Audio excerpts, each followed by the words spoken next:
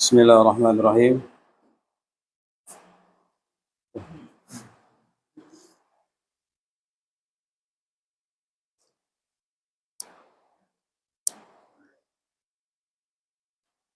Langsung. Cek cek.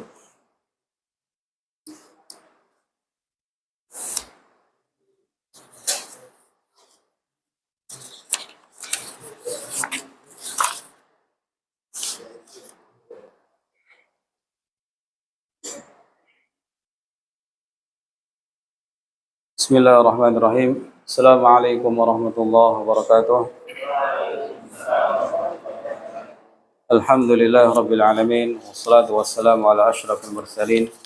Nabiyyina Muhammadin wa ala alihi wa sahbihi ajma'in. Amma ba'd. Fahadha liqa'una الثالث لقراءة كتاب القول السديد في مقاصد التوحيد كتاب التوحيد في الشيخ العلامة عبد الرحمن ناصر السعدي رحمه الله تعالى. وقد تقدم لنا في اللقاء الماضي ما يدل على تميز kitab التوحيد. Pada pertemuan sebelumnya sudah disampaikan, sudah kita baca bersama tentang sesuatu yang menjadi ciri khas kitab Tauhid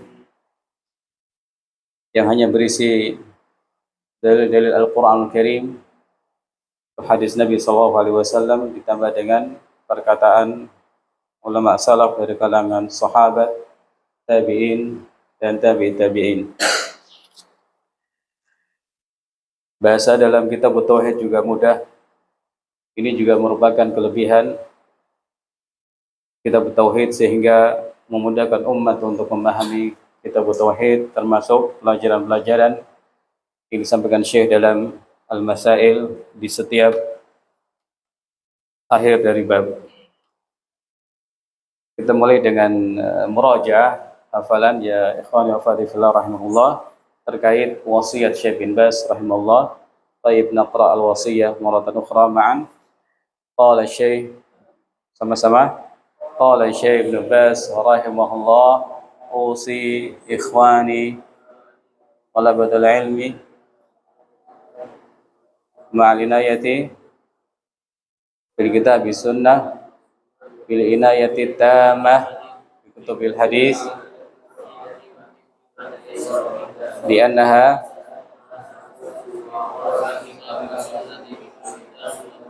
طيب احفظوا هذه الوصية احفظوا هذا الكلام شيئا فشيئا حتى يبقى في الأذهان إن شاء الله تعالى. Diawalkan sedikit demi sedikit, dan cara menghafal itu adalah dengan mengulang-ulang membacanya.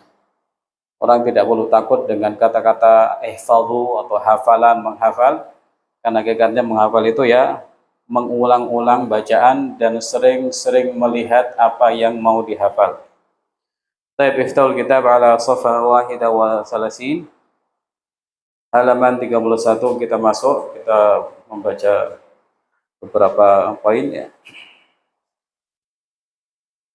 Muqaddimah bi qalami al-'allamati Syekh Abdul Rahman Nasir As-Sa'di rahimahullah taala. Muqaddimah ini dengan pena atau dengan tulisan Syekh Allamah Abdul Rahman Nasir As-Sa'di rahimahullah taala yang mendahului atau menjadi muqaddimah atau pembukaan untuk kitab Qaulus Sadid yang mensyarah kitab Tauhid. Wa hiya tashtamilu ala safwati aqidati ahli sunnati wa khulasatiha al-mustamaddati min al-kitabi was sunnah. Muqaddimah tersebut tashtamilu memuat ala safwati, memuat sejumlah pilihan akidah Ahlussunnah dan ringkasannya yang bersumber dari Alkitab dan Sunnah.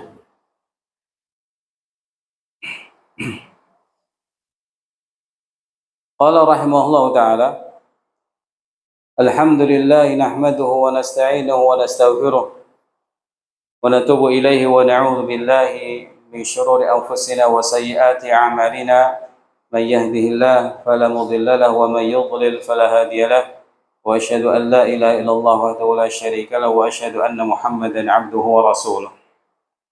Syekh Mu'allif rahimahullah ta'ala mengawali syarah kitab Tauhid ini dengan satu muqaddimah yang berisi poin-poin penting dari akidah Ahlussunnah wal Jamaah. Beliau tulis dalam bentuk ringkas dan ini sangat bermanfaat sekali bagi para al-muta'allim, para orang-orang yang belajar, orang yang membaca, karena disuguhi langsung khulasah atau ringkasan akidah Ahlussunnah wal Jamaah. Nah, kita ini butuh sekali ringkasan-ringkasan atau hal-hal yang global, hal-hal yang berbicara secara garis global, secara garis besar, supaya orang punya pedoman yang kuat. Akidah saya seperti ini, kalau tidak seperti ini maka salah. Rukun iman itu 6, kalau tidak 6 berarti orang itu salah, sesat atau menyimpang. Amma ba'du, faqad sabaqa an katabna ta'liqan latifan fi mawdu'ati kitab at-tauhid. Faqad sabaqa an katabna ta'liqan latifan fi mawdu'ati kitab at-tauhid li Syekh al-Islam Muhammad ibn Abdul Wahhab qaddasallahu ruhahu. Amma ba'du, sungguh sebelumnya telah kami tulis satu catatan ringan, penjelasan yang ringkas terkait tema-tema atau materi-materi kitab Tauhid karya Syekhul Islam Muhammad ibn Abdul Wahhab rahimahullah ta'ala, semoga Allah ta'ala mensucikan ruhnya. Fahasala fihi naf'un wa ma'unatin lil mushtaghilina wa musa'adatun lil muallimin. Syekh Mu'allif rahimahullah menyampaikan bahwa setelah beliau menulis penjelasan yang ringan, yang ringkas untuk menjelaskan kitab Tauhid, ternyata buku yang beliau tulis tersebut hasala fihi naf'un wa ma'unah. Dalam kitab itu telah terjadi suatu kemanfaatan ya. Dan juga ma'unatun, bantuan atau pertolongan lil mustaghilin. Kitab yang beliau tulis sangat bermanfaat, sangat membantu orang-orang yang menyibukkan diri dengan belajar tentang tauhid. Wa musa'adatun, dan juga bantuan bagi orang-orang yang mengajar. Betul-betul Syekh rahimahullah ta'ala merasakan kalau kitab yang beliau tulis itu bermanfaat bagi banyak pihak, bagi para thulabul ilmi, orang-orang yang ingin mendalami ilmu akidah secara lebih dalam, dan juga bagi para pengajar untuk mengajarkan tauhid, terutama kitab tauhid. Lima fihi minat tafsilati nafi'ati ma'al wuduhit tam. Karena dalam kitab yang beliau tulis tadi, catatan ringan atau penjelasan yang ringan dan ringkas itu memuat uraian-uraian yang bermanfaat, tafsilat, uraian-uraian yang bermanfaat, yang disertai dengan keterangan yang jelas. Uraiannya bermanfaat dan bahasanya pun jelas. Wa tubi'a bi matba'atil imami thumma nafadat nusakhuhu ma'a kathratit talabi alaihi. Nah, kitab yang beliau tulis itu dicetak di percetakan Al-Imam. Kemudian sudah habis cetakannya, sudah habis eksemplarnya ya. Buku cetakan itu nusakh jamak dari nuskhah.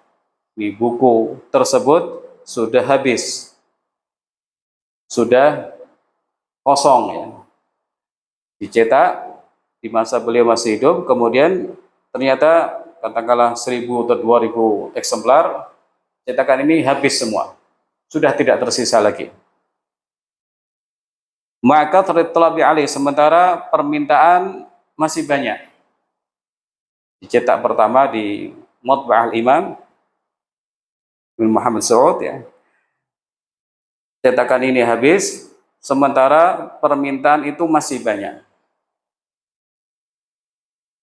Wada'atil hajatu asyadidatu ila i'adati tab'ihi wa nashrihi.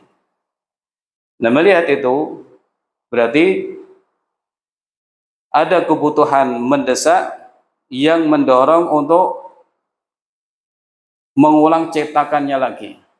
Da'a yad'u, yang menuntut atau meminta, ada kebutuhan mendesak yang menuntut untuk i'adati tab'ihi, mencetak ulang, mengulang cetakannya, wa nashrihi, dan penyebaran atau ya penyebarannya ya. Fa fi hadhil marrati, ketika beliau mau mencetak yang cetakan berikutnya, badali an uqaddima amama dzalika muqaddimatan mukhtasarah. Ketika akan mencetak ulang buku tersebut, beliau punya pikiran baru. Badali, tampak bagi saya sebuah gagasan atau pikiran. Bada yabdu, itu tampak atau terbetik bagi saya pikiran untuk an uqaddima, untuk menulis muqaddimah mukhtasarah, menulis pendahuluan mukhtasar di depan buku tersebut. Bukunya sudah ada, kemudian beliau mau mengulang cetakan kembali, lalu beliau punya pikiran, terbetik pikiran untuk menyusun akidah ringkas yang beliau tulis di pendahuluan kitab. Tahtawi ala mujmalati aqaidi ahli sunnati. Tahtawi ala mujmalati aqaidi ahli sunnati fil usuli wa tawabi'iha fa aqulu musta'inan billah. Dan muqaddimah yang ringkas ini tahtawi, memuat, sama dengan tashtamilu ala, tahtawi ala, memuat atau berisi, mujmalat, garis-garis besar. Mujmal itu global, sesuatu yang garis besar. Mujmalat, garis-garis besar akidah-akidah Ahlus Sunnah wal Jamaah.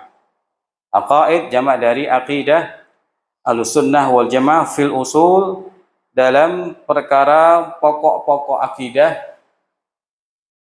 wa tawabiha, dan turunan-turunannya yang mengikuti perkara pokok akidah tadi. Fa aqul musta'inan billah, maka aku ucapkan dengan memohon pertolongan kepada Allah Subhanahu wa taala. Ikhwani wa akhwati fillah rahimakumullah taala. Enggak dinyalakan lampunya. Jadi pendahuluan yang beliau tulis pada cetakan baru itu memuat garis-garis besar akidah Ahlussunnah wal Jamaah. Nah, akidah yang ringkas ini penting bagi siapapun, seperti yang tadi sudah disinggung. Kalau orang sudah membacanya, memahaminya, maka akan faham inilah akidah yang lurus. Kita butuh mengetahui perkara-perkara yang pokok, perkara-perkara yang prinsip dalam agama.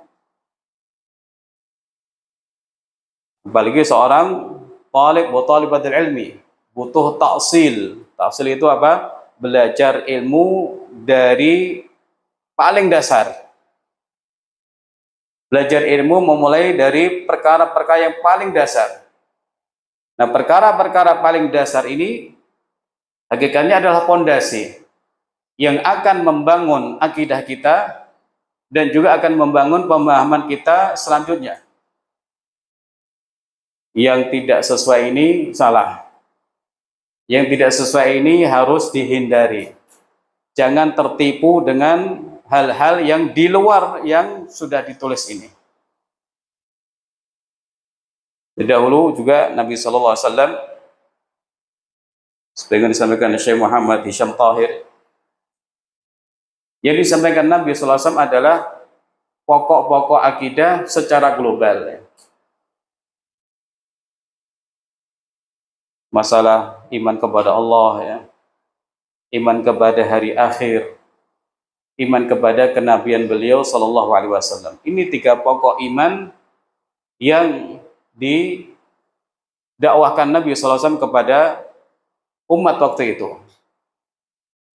Imanlah kepada Allah dengan iman yang lurus, imanlah kepada hari kebangkitan setelah kalian mati, dan imanlah kepada beliau sebagai Nabi Rasul yang diutus Allah Subhanahu wa Ta'ala. Ini pokok-pokok iman yang beliau sampaikan. Berarti kan global. Imani beliau sebagai Rasul. Titik itu saja. Imani Allah Ta'ala sebagai zat yang berhak disembah. Imani hari kebangkitan. Maka mukadimah ini termasuk sesuatu yang bagus sekali ketika orang menulis suatu kitab. Kitabnya diawali dengan ringkasan akidah Ahlus Sunnah wal Jamaah. Kita tahu Al-Fatihah juga berisi ringkasan akidah. Kemudian diuraikan lebih lanjut di ayat-ayat yang lain. Syariat Islam juga secara terperinci datang setelah hal-hal prinsip yang telah didakwakan Nabi Muhammad Sallallahu Alaihi Wasallam. Jadi kita semua ikhwani wa akhwati fillah rahimahullah, kita butuh perkara-perkara prinsip, butuh untuk mengetahui perkara-perkara prinsip dalam masalah akidah.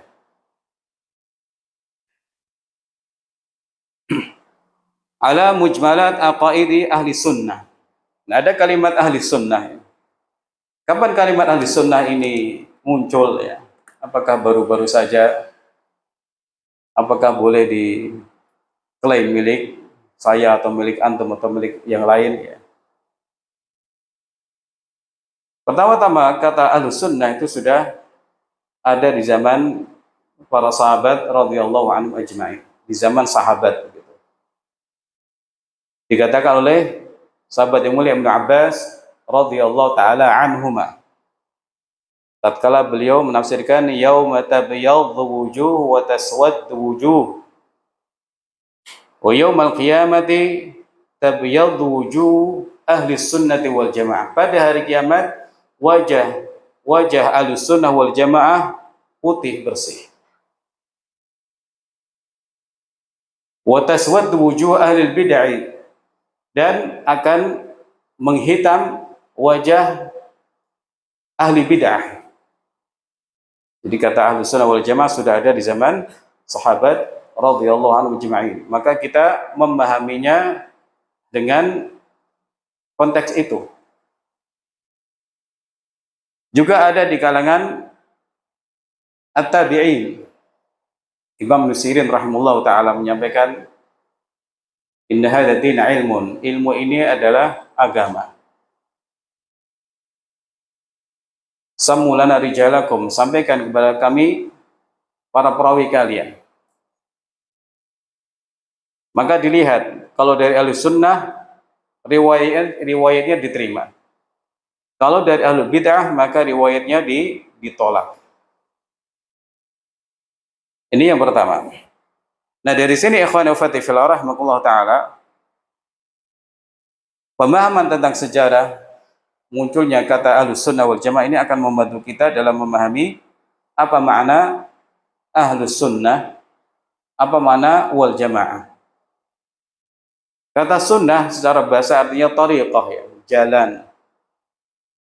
Kemudian makna yang berdasarkan syariat adalah sunnah Nabi Muhammad sallallahu alaihi wasallam, yaitu seluruh petunjuk Nabi Muhammad sallallahu alaihi wasallam.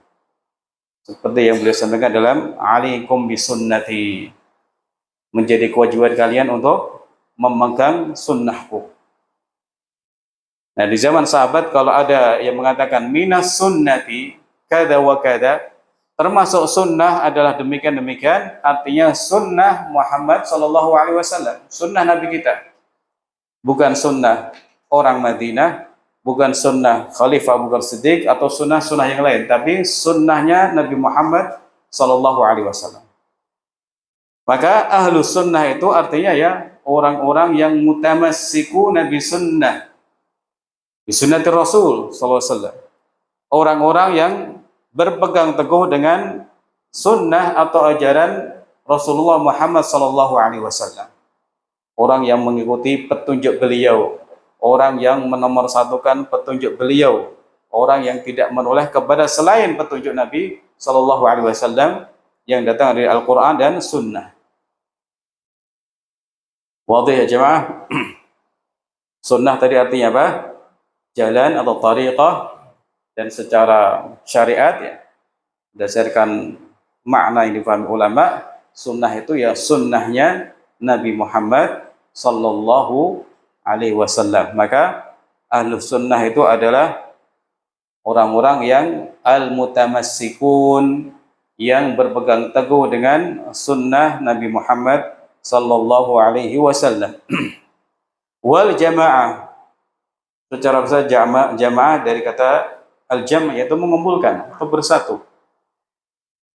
Jadi maknanya adalah jamaahnya para sahabat radhiyallahu anhu ajma'in, atau mereka bersatu di atas Quran dan sunnah. Mereka bersatu di atas Quran was sunnah.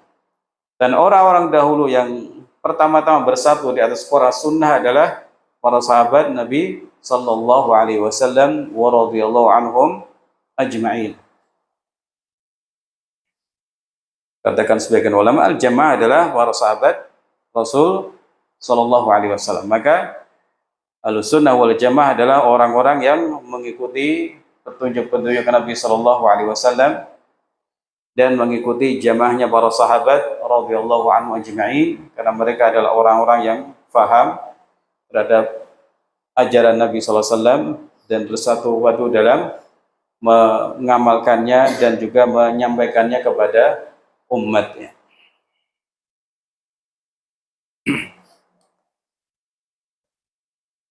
Nah, akidah Ahlussunnah wal Jamaah itu tidak dikenal kecuali dengan nama-nama syar'i.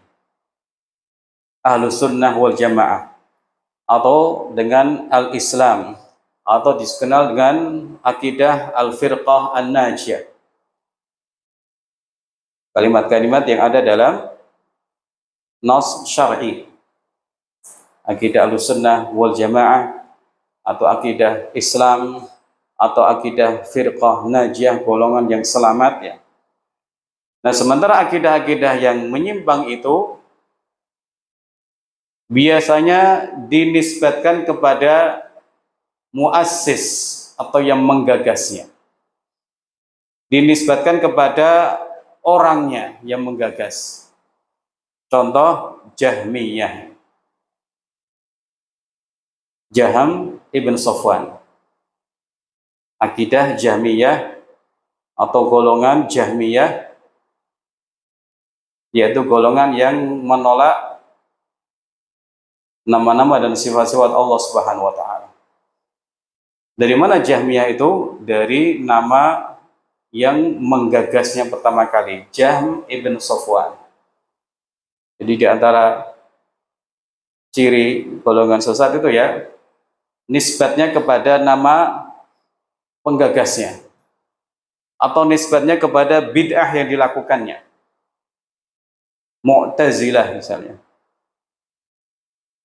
Bid'ah yang dilakukan Mu'tazilah, dia menjauhi atau perbuatannya ya yang berlepas diri dari gurunya Al-Hasan Al-Basri rahimahullah ta'ala. Atau Khawarij ya, karena mereka ini khuruj ya, orang-orang yang suka memberontak para penguasa yang sah, dan begitu seterusnya. Ini golongan-golongan yang menyimpang. Biasanya dikenal dengan nama penggagasnya atau pendirinya, atau dikenal dengan nama bid'ahnya, atau perbuatannya yang menyimpang, atau juga dikenal dinisbatkan dengan tempat munculnya, seperti Qadianiyah ya. Apa Qadianiyah? Biasanya orang menyebut Ahmadiyah, yang mengaku-ngaku punya Nabi baru Ahmad Mirza Ghulam Ahmad itu. Jadi dinisbatkan ke tempat munculnya Qadian. Ya. Sementara Ahlussunnah wal Jamaah nisbatnya kepada Islam, kepada kata-kata yang syar'i, as-sunnah, Ahlussunnah wal Jamaah atau firqah najiyah, atau kalimat-kalimat syar'i yang lain termasuk ahlul asar ya, orang-orang yang memegangi asar dari Nabi Muhammad sallallahu alaihi wasallam. Ya. Wa dzalika annahum yu'minuna billahi wa malaikatihi wa kutubihi wa rusuli wal yaumil akhir wal qadari khairihi wa syarrihi. Kemudian beliau memulai untuk menyebut ringkasan akidah Ahlussunnah wal Jamaah ini.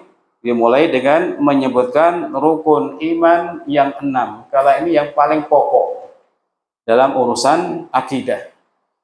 Paling pokok yang disebutkan langsung dalam Al-Quran atau disebutkan langsung Nabi SAW dalam hadis ya. Laisal birra an tuwallu wujuhakum qibala al-masyriqi wal maghrib walakinnal birra man amana billahi wal yawmil akhir wal malaikati wal kitabi wan nabiyyin. Disebutkan secara langsung rukun-rukun iman atau secara komplit ada di hadis Jibril, antuk minabillahi wa malaikatihi wa kutubihi wa rusuli wal yaumil akhiri wal qadari khairi wa syarri. Ini pedoman penting yang harus diketahui siapapun, dan harus meyakini siapapun yang keluar dari 6 rukun ini maka dia sesat.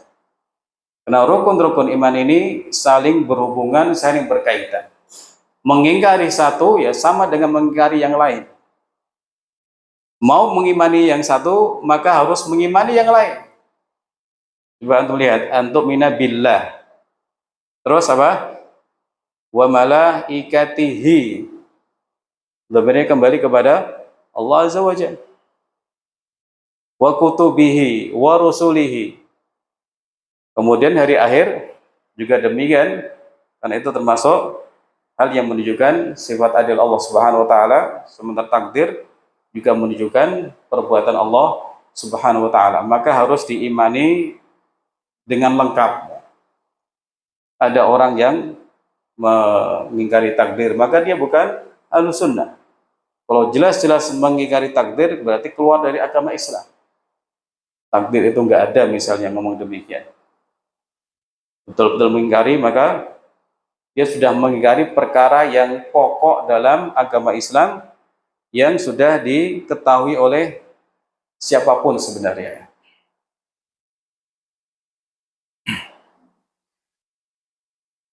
Wal qadari khairi wa syarrih. Shalih Al-Utsaimin, kita ulang kembali apa yang beliau sampaikan dalam usul salasah ya. Jadi ada kadar minimal dalam mengimani rukun-rukun iman yang 6 ini ya. Iman kepada Allah, kita iman Allah itu Rabb yang mustahiq, yang berhak diibadahi, dan Allah itu memiliki kesempurnaan dan kemuliaan dengan nama-nama yang husna dan sifat-sifat yang tinggi. Ini kadar minimalnya. Allah adalah Rabb yang berhak disembah, yang memiliki kesempurnaan dengan nama-nama dan sifat-sifatnya yang tinggi.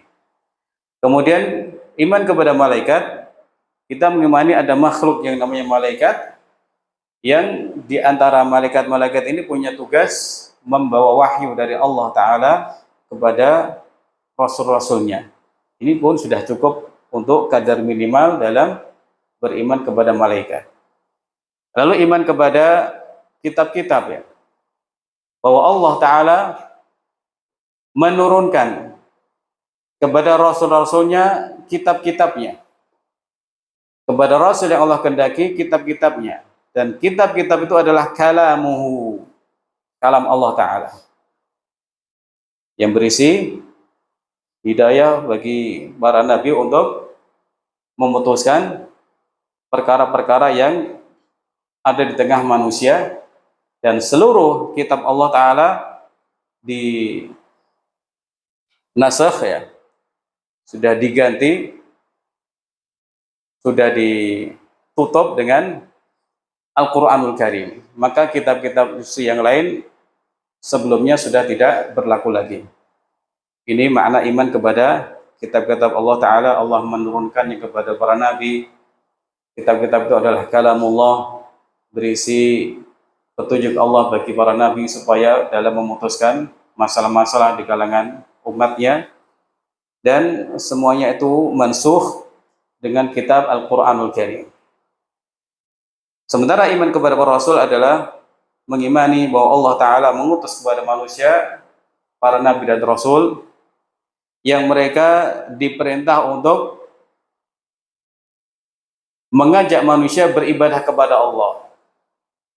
Mereka diperintah untuk mengajak manusia beribadah kepada Allah, dan penutup Rasul adalah Nabi Muhammad Sallallahu Alaihi Wasallam. Nah, akidah yang ringkas tentang Rasul ini pun sangat bermanfaat.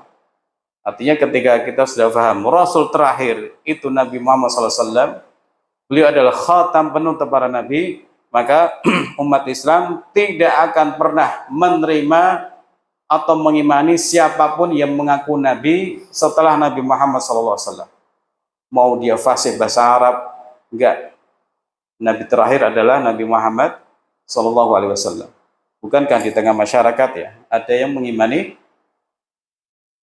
nabi baru, nabi palsu. Bahkan di zaman dahulu ada Musailam al-Kadzdzab. Di zaman sekarang ada di Indonesia beberapa, ya. Nah, kalau umat itu meyakini Nabi terakhir Nabi Muhammad SAW, dia insya Allah akan selamat dari mengikuti atau menjadi pengikut nabi-nabi yang baru. Wal yaumil akhir. Sementara iman kepada hari akhir adalah mengimani bahwa hari akhir adalah hari yang agung. Allah Ta'ala memberikan balasan pada hari itu. Semua makhluknya, apa yang dilakukan akan diberi pembalasan yang baik ataupun yang buruk. Dan yang terakhir, iman kepada takdir, ya, mengimani bahwa segala sesuatu itu ditakdirkan Allah Ta'ala dengan kehendak dan masyiah Allah Subhanahu wa Ta'ala. Tidak ada yang keluar dari kehendak Allah, yang baik ataupun yang buruk, semuanya takdir Allah Subhanahu wa Ta'ala. Tapi kita tidak menisbatkan keburukan kepada Allah, walaysa syarru ilaih. Jadi keburukan murni 100% itu tidak dinisbatkan kepada Allah Subhanahu wa Ta'ala. Tapi ada keburukan-keburukan yang dibalik keburukan itu ada manfaatnya, ya. Iblis itu kan buruk, syaitan itu buruk. Tapi dengan keberadaan makhluk-makhluk buruk ini, umat Islam menjadi tawakalnya kepada Allah, mohon pertolongan kepada Allah, dan lain sebagainya. Fayashhaduna anna Allah huwa ar-rabbul ilahul ma'bud. Dan mereka bersaksi dengan seyakin-yakinnya bahwa Allah adalah Rabb yang memiliki. Kata Rabb itu mencakup makna-makna memiliki, Malik, kemudian pencipta, dan Mudabbir yang mengatur, ya. Al-ilah, sesembahan, al-ma'bud yang disembah, al-mutafarridu yang memiliki keistimewaan, bikulli kamalin dengan setiap kesempurnaan. Itulah diantara sifat Allah Ta'ala. Kesempurnaan ada pada Allah Subhanahu wa Ta'ala. Kita wajib mensucikan Allah dari segala kekurangan-kekurangan dan kelemahan-kelemahan. Sebab yang namanya kelemahan, kekurangan itu menjadi ciri makhluk. Sementara Allah Ta'ala Al-Khaliq, maha sempurna dan maha kuasa. Faya'budunahu wahdahu mukhlishina lahu din. Mereka menyembah Allah Ta'ala semata-mata dalam keadaan mengikhlaskan ketaatan kepada Allah Subhanahu wa taala, mengikhlaskan ketaatan ad-din, ketaatan kepada Allah Subhanahu wa taala. Fayaqulun, mereka mengatakan innallaha wal khaliq, Allah itu yang menciptakan, al-bari yang mengadakan, al-musawwir yang membentuk, ar-razzaq zat yang memberi rezeki, al-mu'ti yang maha memberi, al-mani yang menghalangi, al-mudabbiru yang mengurus li jami'il umur untuk segala urusan.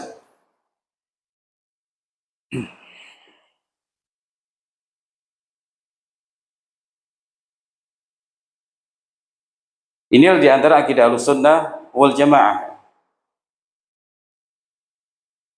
Mengatakan Allah itu pencipta, tidak ada pencipta selain Allah, yang mengadakan, Allah itu yang membentuk apa yang ada pada wajah manusia, kemudian memberi rezeki, kemudian memberi apa saja atau menghalangi apa saja dari seorang hamba, dan Allah itu maha pengatur untuk semua urusan manusia di dunia ini. Maka ini kalau seseorang itu memahami dan mengenal nama-nama ini dan juga sifat-sifat Allah Ta'ala ini, akan membuahkan tauhid, ya, seperti yang kita bahas di pagi hari, ya, membuahkan tauhid karena dia faham hanya Allah yang mengatur seluruh urusan, hanya Allah yang memberi, hanya Allah yang berkuasa, hanya Allah ilah yang hak, ya. Membuahkan tauhid, kemudian membuahkan tawakal, membuahkan keyakinan yang tinggi kepada Allah Subhanahu wa taala. Kita cukupkan sampai sini dahulu. Sedikit-sedikit kita baca, ikhwani wa akhwati fillah rahimakumullah taala. Kita pegangi, insyaallah taala kalau ada kesempatan kita lanjutkan kembali dengan memohon pertolongan kepada Allah Subhanahu wa taala. Demikian wallahu taala alam. Wa sallallahu ala nabiyina Muhammad wa ala alihi wa sahbihi ajma'in.